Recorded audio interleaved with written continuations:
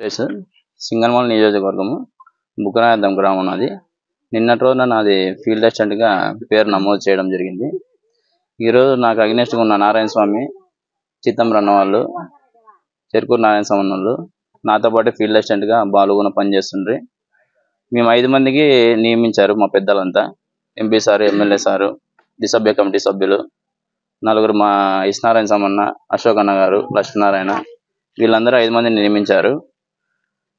5 మంది పని చేసుకునేటప్పుడు పోయిన నెలలో మా మీద వచ్చి నారాయణ స్వామి వచ్చి దాడి చేయడం జరిగింది. ప్రజల్లో గుర్తింపు వస్తుంది, అందువల్ల మంచి పేరు వస్తుంది తినకని చెప్పి నా మీద దాడి చేయడం జరిగింది. ఆ రోజు మళ్ళీ పెద్దలంతా వచ్చి ఎంపీడీ ఆఫీస్లో 5 మందిని తొలగించండి, ఎవరికి పని పెట్టద్దని చెప్పారు. మా ప్రజలంతా, మాతో పాటు ఉన్న కూలీలంతా మాకు సురేష్ అన్న గారే కావాలా ఫీల్డ్ అసిస్టెంట్గా, అన్ని మంచి పనులు చేస్తున్నారు, మంచి చేస్తున్నారు అనే ఉద్దేశంతో నాకు ఆ రోజు ధర్నా చేశారు. కానీ నారాయణ స్వామి మళ్ళీ పెద్దల మాట కూడా వినకుండా ఆదివారం రోజు ఫీల్డ్ అసిస్టెంట్ రవిని పిలుచుకొని 18 మస్టర్లు వేసి 110 మందితో ఆదివారం రోజు పని పెట్టాడు. దానికి కూడా ఓడ్చుకొని పోయాము. ఈరోజు మళ్ళీ మనకి నా పేరు వచ్చిందని చెప్పి ఈరోజు ధర్నా చేశారు.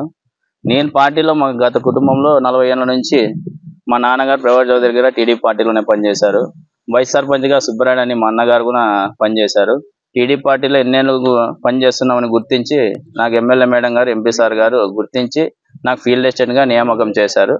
నాకు ఫీల్డ్ అసిస్టెంట్గా ఉండాలని కోరుకుంటున్నాను. నేను పని కూడా చేస్తాను, అందరికీ ప్రజలందరికీ సహకరిస్తాను చెప్తున్నాను. నన్ను వద్దనే దానికి కారణం చెప్పాలని నేను కోరుకుంటున్నాను. అంటే మా తప్పేం లేనప్పుడు నేను ఎందుకు వద్దనుకోవాలా? నేను తప్పేం చేయలేదు. అందరికీ ప్రజలతో ఖచ్చితంగా మా పని చేసుకుంటున్నాను.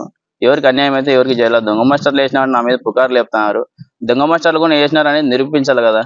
ఏది ఆధారం లేకుండా నా మీద దుష్ప్రచారం చేయడం తప్పు అని కోరుకుంటున్నాను. డబ్బులు కానీ విచారించండి. మీరు తెలుగుదేశం పార్టీలో ఉన్నారు కదా, నాయకులంతా ఉన్నారు, వాళ్ళు వచ్చి విచారించాలా. విచారణ చేసిన తర్వాత కదా దాన్ని నిజాలు నిరూపించి మాట్లాడాలని కోరుకుంటున్నాను. పెద్దలంతా సహకరించి చెప్పారు. ఎంపీ సార్ కానీ, ఎమ్మెల్యే మేడం గారి ఇచ్చారు. దీనికి నన్ను వద్దనడానికి కారణం కూడా నాకు చెప్పాలి కదా. ఎందుకు వద్దంటున్నారు? ఇప్పుడు ఇంతమంది ప్రజల్లో నాకు మద్దతు వస్తుంది కదా. మాకు పెద్దలంతా సహకరించాలని కోరుకుంటున్నాను.